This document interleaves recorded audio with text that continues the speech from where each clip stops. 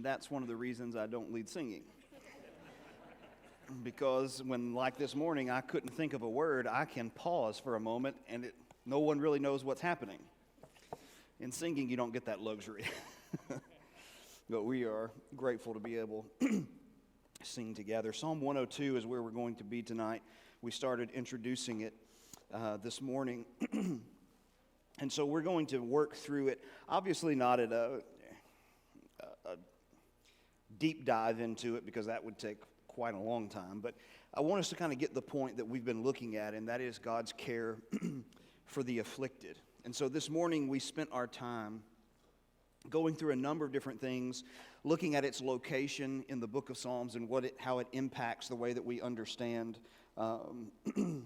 what is going on in the psalm itself, and that we can expect it to be one that is difficult in its nature, that is a person struggling. We talked about the different viewpoints and how this is a psalm of what is called by Brueggemann of disorientation, the reality that God has described in Scripture and the reality that we are experiencing. They seem to be pulling us in two different directions. They seem to be somewhat at odds. So how do we wrestle and struggle with those things? And so we also looked at the superscription, which according to common consensus is that superscriptions are not inspired. But the way I would describe it is this: to treat the superscription as if it means nothing would be a bad idea, and to treat the superscription as if it is divinely inspired, I think also probably wouldn't be the best idea either. They are present in the oldest manuscripts we have, and all the manuscripts we have, but especially the oldest ones in the Dead Sea Scrolls. But it doesn't seem that, it seems as if maybe the Septuagint translators and some of those individuals kind of helped us along these lines. But ultimately, as we said this morning, knowing the full historical background of the psalm, it can be helpful, but it's not necessarily essential, because they're struggling with something, and sometimes I think they're ambiguous in the historical background to force us or to give us the opportunity to see how they feel and how those feelings can translate into a number of different areas with which we might struggle. And so as we think about it a little bit further tonight, I hit the wrong button. Okay. As we think about it a little bit further, we're just going to look at it in these three parts and kind of work our way through. First, you have the complaint of the psalmist, and then you have his concern about Israel or the people of God in Jerusalem, and then everything is moving toward this grand crescendo where it ends on a loud note of praise for God. And so first of all, think about his complaint. Now the complaint, he begins by simply addressing God in prayer as he's dealing with the tension that we discussed this morning. He says, "Hear my prayer, O Lord, and let my cry come to you." That is, let it reach you. Don't let it be cast down. In Lamentations, when Jeremiah, of course, is lamenting the fall of Jerusalem, he describes prayer as it being unable to penetrate the clouds. It's as if there's a cloud that is between God, who sits above it, and us who sit below it. And because of our sins, they're not able to travel to God. It's the indication of a severed relationship. And so when he says, "Let my cry come to you," that is, pay close attention. Don't let it be hindered. And then he says, "Don't hide your face from me in the day of my distress." Now, the hiding of the face is a Jewish way of describing of how God treats the prayers, especially of the unrighteous. Okay? Don't hide your face from me. If God hides his face from a person, it means that they are cursed. Numbers 6:24-26, the standard Jewish blessing was, "The Lord bless you and keep you. The Lord be gracious unto you, make his face or the countenance of his face to shine upon you." That is, he's looking at you and radiating toward you. So if he turns his face away, or if he hides his face, that relationship is severed. And so when he says, "Don't hide your face from me in the day of my distress, incline your ear to me and answer me speedily in the day that I call." You feel the sense of urgency. Now, the reason why that becomes significant is because toward the end of this particular section, he begins to wrestle with the question, maybe this is happening to me. Maybe I'm struggling with this because God has cast me away. God has thrown me away and thrown me out of a relationship with him. And so you can see, understanding that, you can see why he begins by saying, God, look at me and please listen to me. Okay? You can feel the sense of frustration, can't you? Where you can you can feel as if you're praying and it's not going anywhere. You can feel you're praying, but you don't sense that God is grasping. You don't sense that he is there. And in the moment of frustration, you say, just please listen. Just please listen. That's not said with a disrespectful heart. That's said in frustration of, I feel a strain here that exists, and I don't want the strain to exist between me and God. Please listen to me. And then he begins to describe his present situation. Now, in verses 3 through 5, he talks about the situation in which he finds himself and his own circumstances. He says, for my days pass away like smoke. When smoke goes up, it moves and fades and passes quickly. So the idea of the image is my days, well, smoke is what? It's virtually nothing. You don't grab it. You don't build a house on it. It's empty. My days are passing away and they feel empty. Further, they're passing away like smoke. It's here and then it's gone. It seems like one day, all the days seem to run together. They just seem to pass away and they're all the same, and every day is tough. I can't get any relief. It's just one day after the other, one day after the other, like smoke just moving away. Then he says, my bones burn like a furnace. My bones burn like a furnace. This describes, what I think he's describing is, it's like his skeletal structure, his bones, have been burned in a fire, like ashes, okay? And so you have the fact, if the skeletal structure has been burned and has been turned into ashes, as it seems that he is saying here, this is the idea that especially maybe an idea that he finds it hard to kind of get up and get going every day. If you crawled out of bed and in the middle of the night, your bones had turned to ashes, the second you tried to get up, what would happen? You'd fall over. My bones are burned. I don't have any energy. What has happened to me has completely zapped me. Right? And when big things in our lives happen and difficulties come, that's the way it can feel. Then he says, my heart is struck down like grass and has withered. Okay? And so the idea of the heart, the emotions, are struck down and withered away like grass. It's like you can go through something that is so traumatic that eventually you kind of just go numb. You're just numb. You just it's kind of interesting. You go through, you feel the intensity of a pain, and then all of a sudden it's like your emotions say, okay, we're just turning off. And so great things that normally would make you happy, other bad things that might happen, whatever. Your emotions are just dead. Just like grass that has been withered.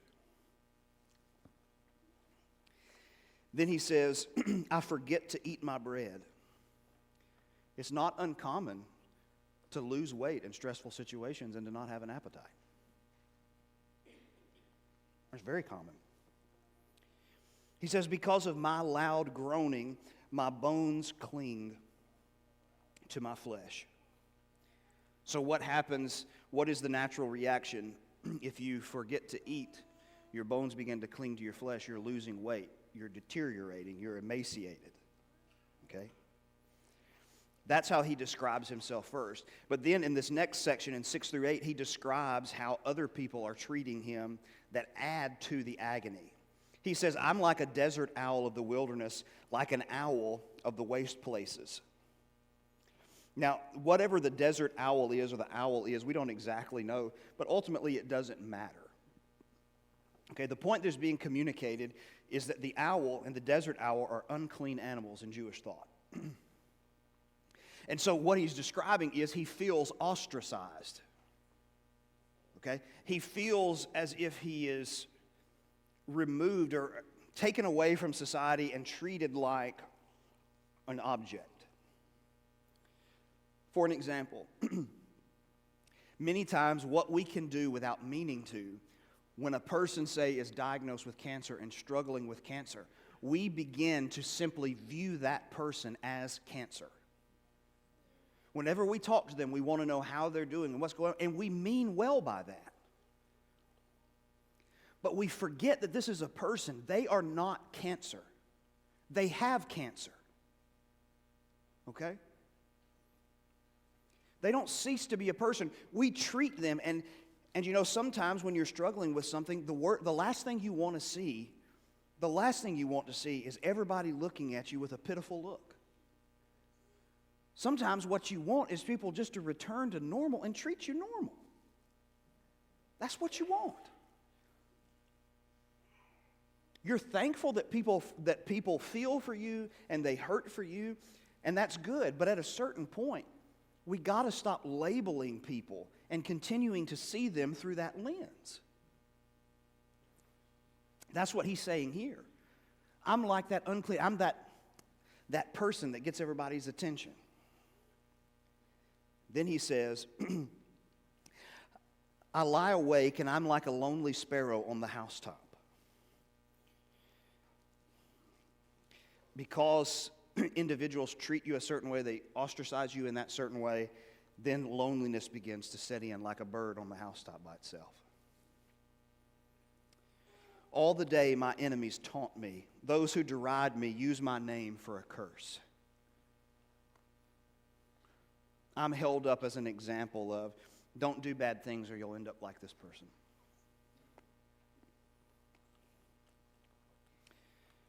Then he goes on to say, for I eat ashes like bread and mingle tears with my drink.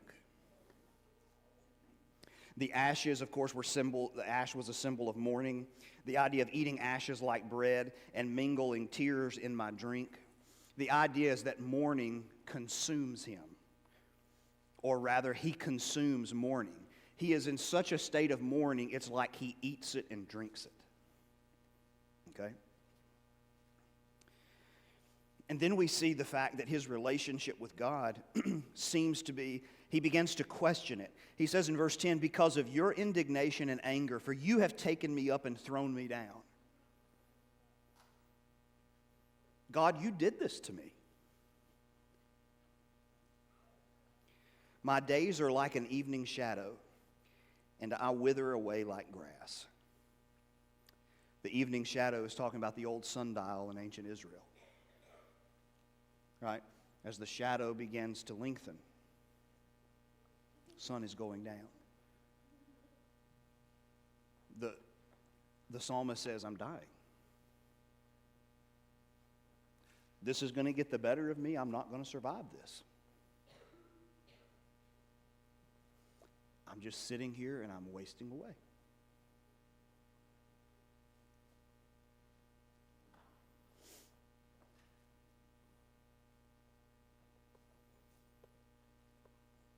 That's his concern.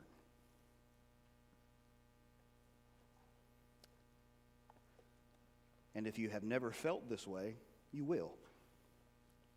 You just have to live long enough.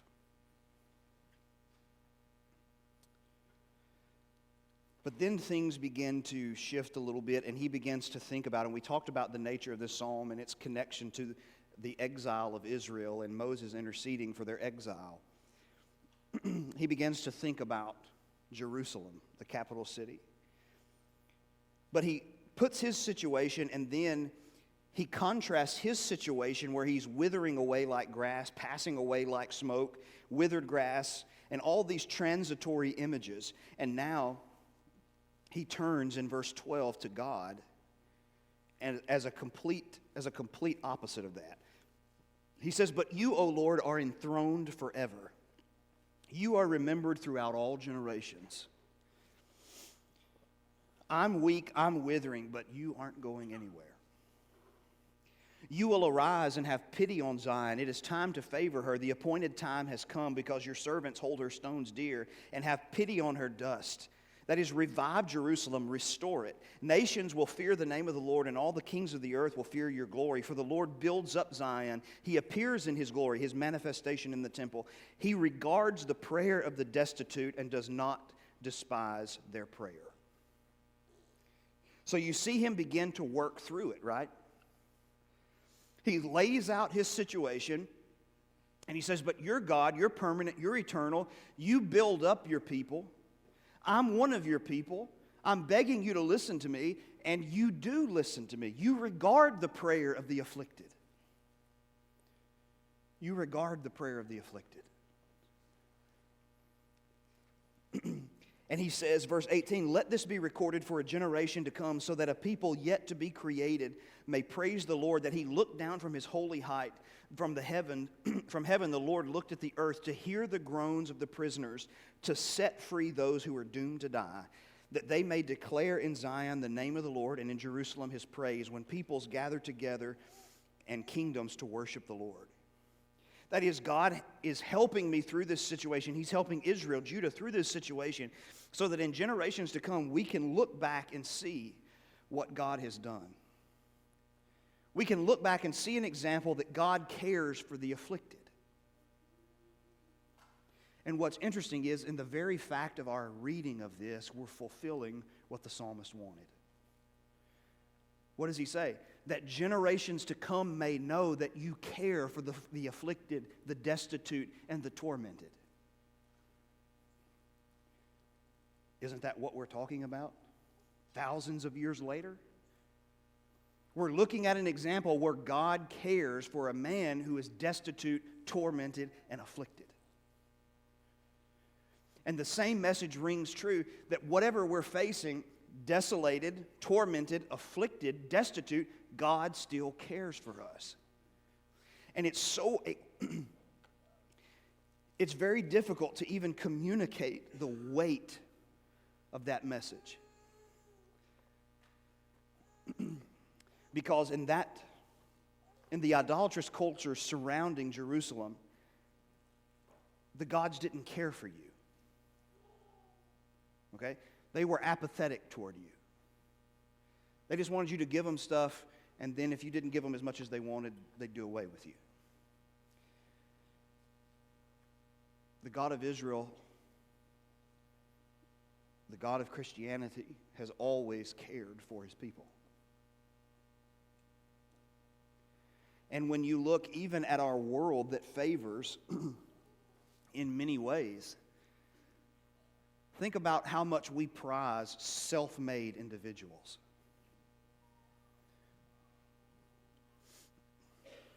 That the strongest, the survival of the fittest, even though some people deny that concept when it comes to macroevolution and the evolutionary time scale, they very much believe that principle when it comes to the world. Well, you just weren't tough enough, you just didn't work hard enough, you just weren't strong enough, and that's why you failed. Our world very much believes in the survival of the fittest, and unfortunately, there are many Christians who believe in the survival of the fittest. Listen, this is one of those times when we have to be cautious that we don't allow culture's idea of things to penetrate us. The survival of the fittest? There is no way you can read the Bible and get the notion of the survival of the fittest, because there is none righteous, no, not one. We are all considered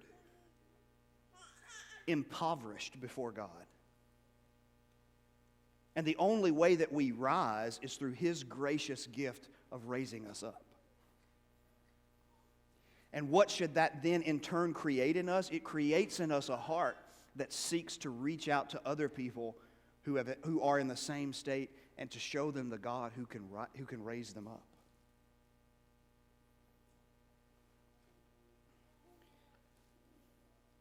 That's what he's saying here. He says, He has broken my strength in mid-course. He has shortened my days. O my God, take me not away in the midst of my days, you whose years endure throughout all generations. Don't take me away in this.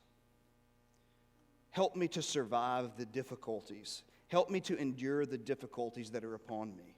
Because many times when we're struggling with something, the question that we constantly want to ask, I know I want to ask it all the time, is when will it end?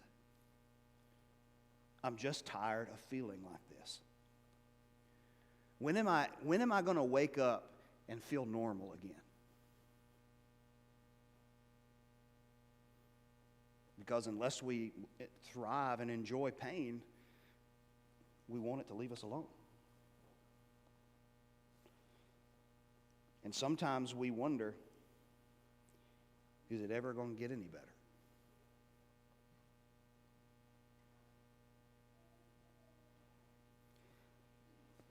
That's how he feels.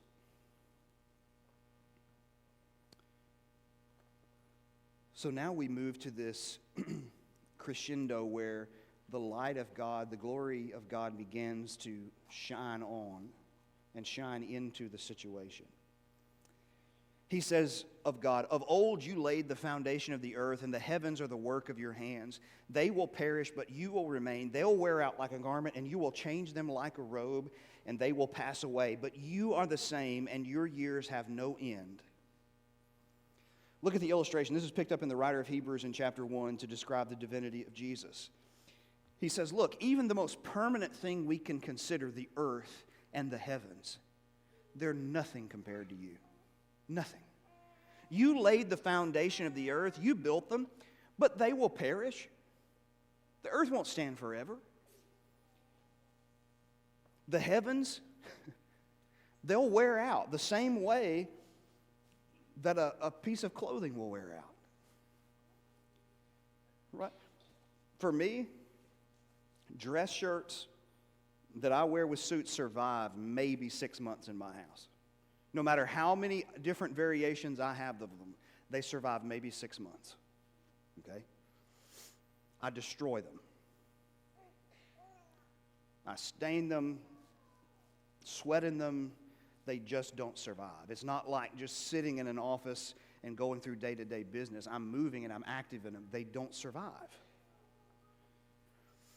God says, what the psalmist is saying here about God in the heavens is this: as easily as you pull this shirt off and throw it away, that's how easy it will be for you to end the heavens. Oh, those heavens are worn out? Okay, let me change real quick.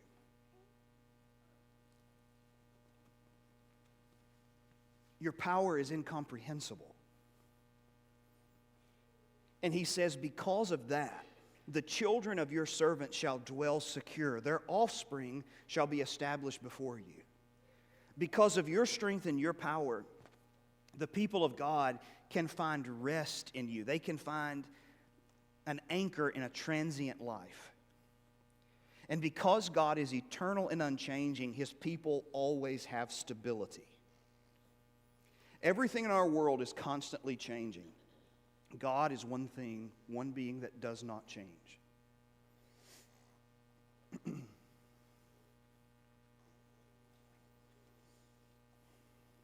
And ultimately, that proves to be the difference between living a life of hope and living a life of hopelessness. If you don't have something that can stand the test of time, then ultimately you got nothing. When things begin to, when life begins to encroach upon us, when storms begin to come and they're trying to blow us away and move us along, there is something to which we cling. There is someone that cannot be moved, that cannot be shaken. And that's God, and that's what He's saying. The people of God find their peace and safety there. That even though our lives may not go the way we intend them sometimes, or it may be more difficult, it does not mean that we are victims of the things that have happened. We still cling to a God who has promised to set everything right. All right, real quick. Let's talk about 4 things here in application. Number 1, just reiterating the point, God's care for the afflicted.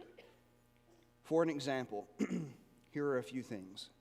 God has always cared for the poor, Exodus 22, Amos 2, James 2. He's cared for the sojourner, the immigrant, Exodus 22, for orphans, Exodus 22, Hosea 14, James 1. He's cared for widows, Exodus 22, Ruth, James 1:27. He cares for the discouraged, 1 Samuel 1, 1 Kings 19, Isaiah 42, Matthew 12, 15-21. He cares for the diseased, Mark 1, 40-45. And he cares for the sinful, Matthew 11, 28-30. And that list, we could go on. I'm convinced I could probably read you a list as quickly as I read them to you for a solid 30 minutes. Of the people that God cares for, the people we consider to be afflicted. God's heart not only cares for, in the study plan, we're going through Deuteronomy in January.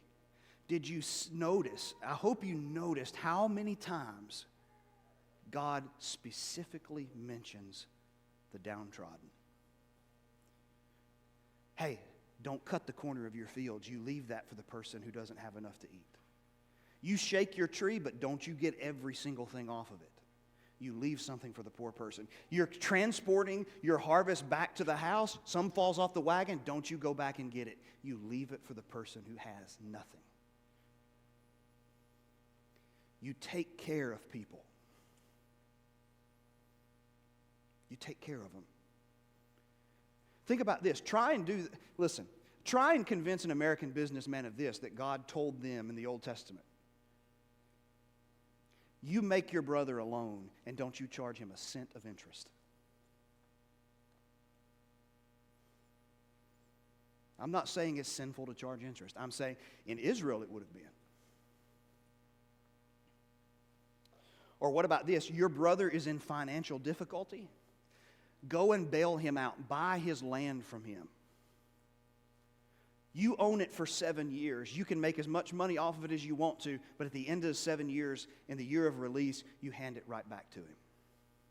And even makes a provision that says, and don't let your heart say that if your brother comes to you in the 6th year, you say, I'm not going to help him out because the next year is going to be released. So I'm going to make all this investment and not be able to make much money on it. Then I got to turn it right back over to him. And God said, don't you dare live your life thinking that way. You will learn to love your neighbor as yourself. You will learn to care for the afflicted.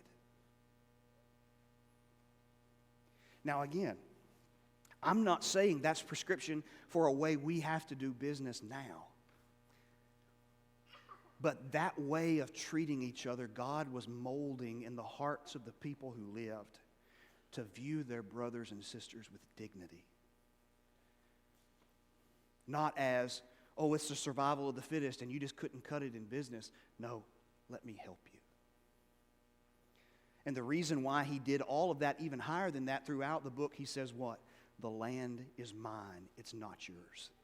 What you have is not yours. It doesn't belong to you. I don't care how hard you worked for it. It's not yours. It's not yours. You're not a consumer. You're a steward. This belongs to me. And one of the things I want you to do with what I give to you is to take care of people, especially people who fall on hard times. Number 2, there is a thing known as spiritual depression. We talk about depression, and people have become more informed throughout the years as we have begun to study it more and more, and as technology has advanced, it has allowed us to study the human brain more. We understand that depression is a real thing. And under no circumstance should any person ever feel bad because they suffer from it.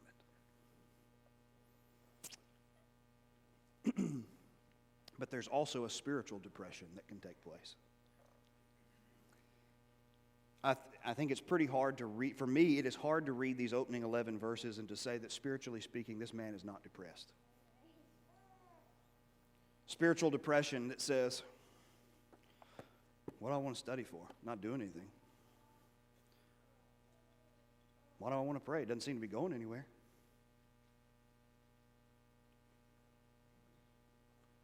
And look, I will take you at your word, and I will take any person at their word that says, I have never felt that way. Okay, good. Fine and good. But be willing to open your mind up to understand that there are plenty of people who do feel that way.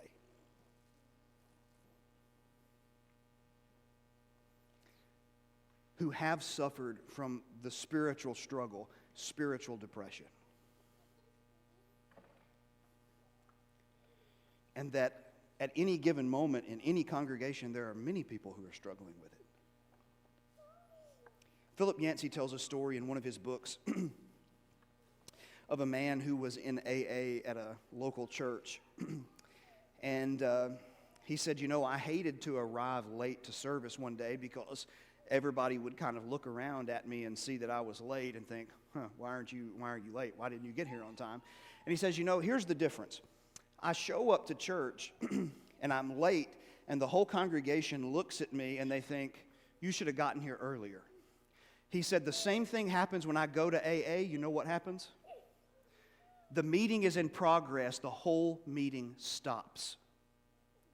And everybody gets up to encourage the individual who is late because their lateness is an indicator that they almost didn't come. That they were tempted not to come, but they fought through it, and they showed up.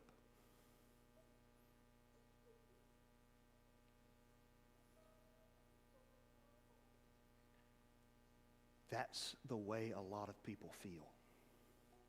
They're doing good. They're dragging themselves through the door to the church building. They don't need someone to tell them, buck up. Your spiritual depression isn't real. It is real.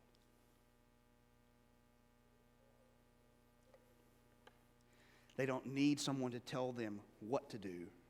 They need someone to just simply sit beside them and walk beside them.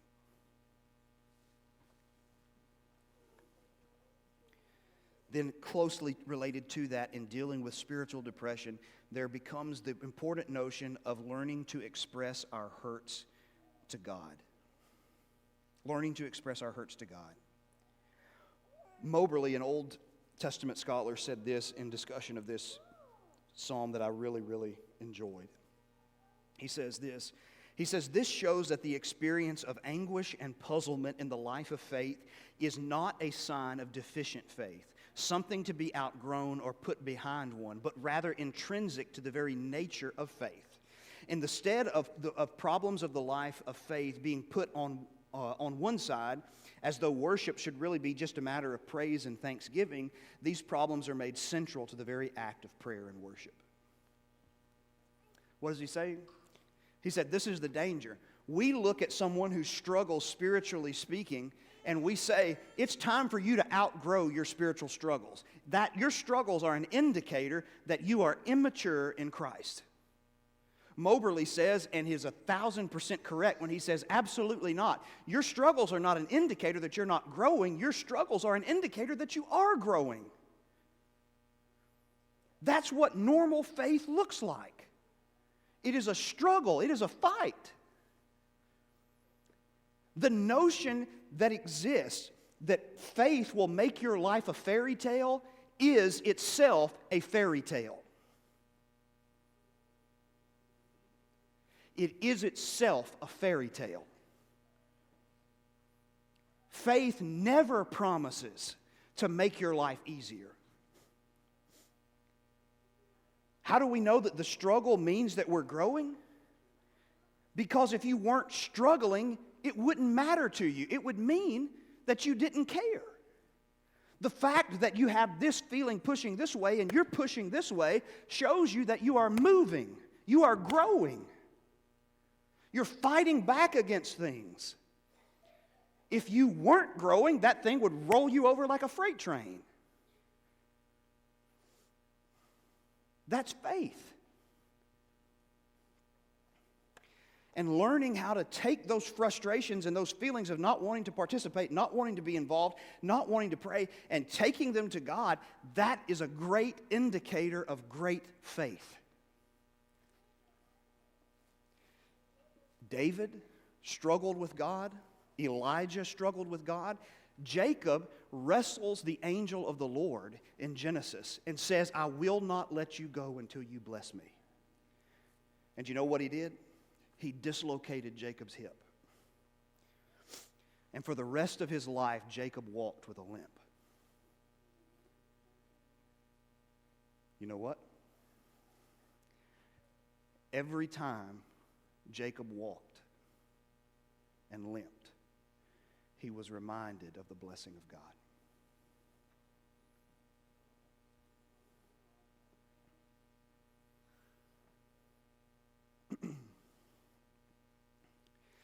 Some of the scars that exist in us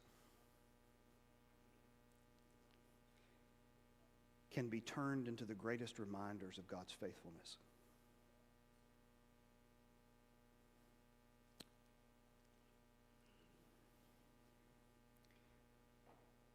I have been through an experience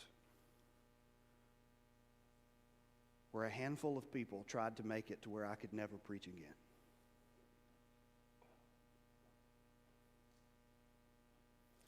I was a danger and threat to the church in their eyes.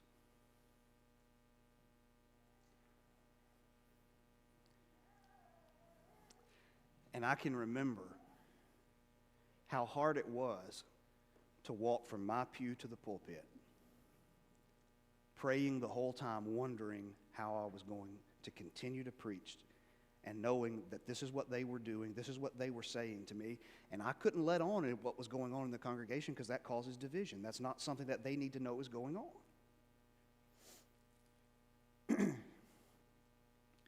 And I can remember coming and starting over and making that walk, that stepping out after I had moved from that place to another, and thinking to myself, do I really want to do this?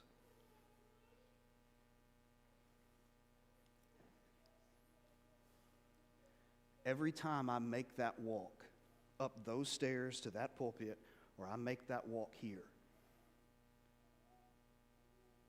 it's like Jacob's limp to me. Every time I'm allowed to do that, I'm reminded of the faithfulness of God.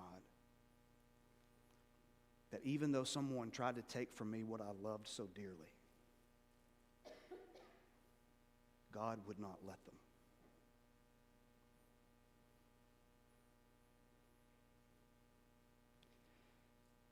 And we have to take those hurts and those frustrations, and we have to take, it's pretty hard. You want to talk about something weighing on you heavy, try walking from this pew to that pulpit going to God. I'm not sure I want to keep doing this. I'm not sure I'm strong enough to keep doing this.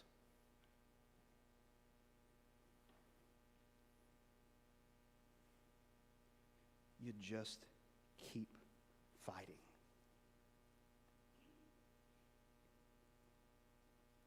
And when you get to the other side of it,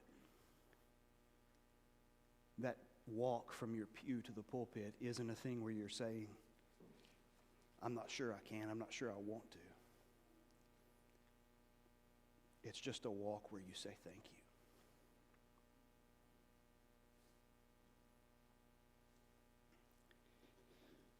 But if you try and carry that weight by yourself,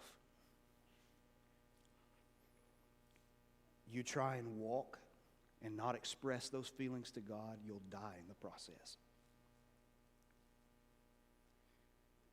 God can handle them.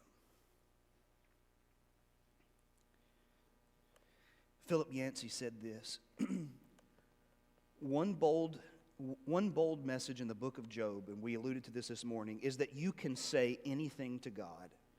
Throw at him your grief, your anger, your doubt, your bitterness, your betrayal, your disappointment. He can absorb them all. As often as not, spiritual giants of the Bible are shown contending with God. They preferred to go away limping like Jacob than to shut God out. What's he saying?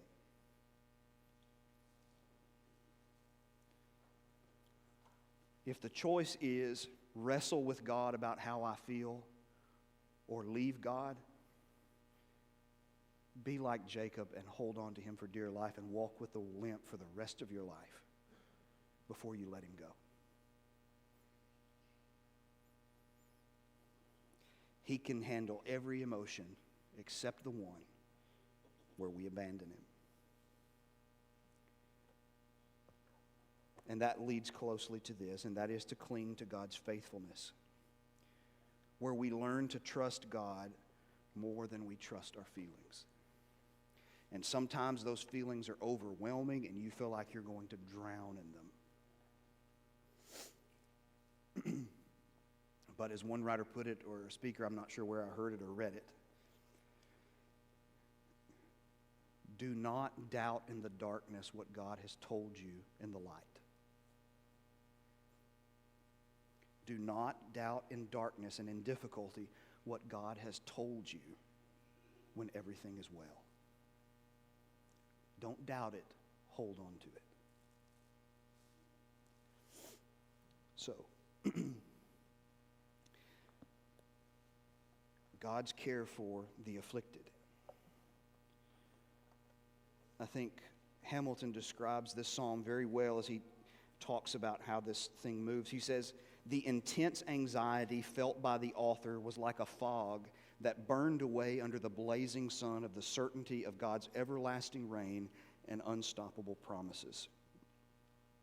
His thoughts of his own suffering dominated his attention in the first half of the psalm. Then came the turning point when his attention was redirected to God, enthroned forever, and his promise to make all things right.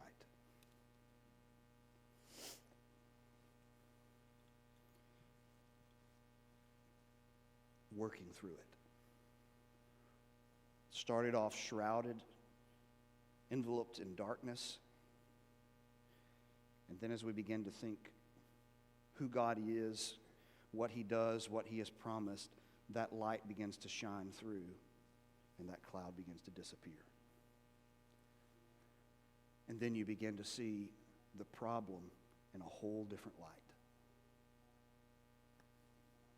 And all of a sudden it doesn't look insurmountable. And that's because God cares for the afflicted.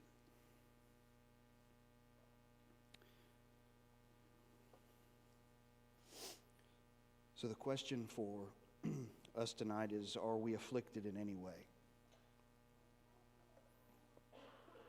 If we're afflicted in our sin, God's heart is for us. His heart longs to go out to us, to forgive us, to comfort us, to restore us, and to rebuild us. With a penitent faith, confessing Christ, to be immersed in water for the forgiveness of my sins. Or maybe I'm struggling with sin, or maybe I'm struggling with something else in life. Whatever it is, God's heart is for you, if you will let him.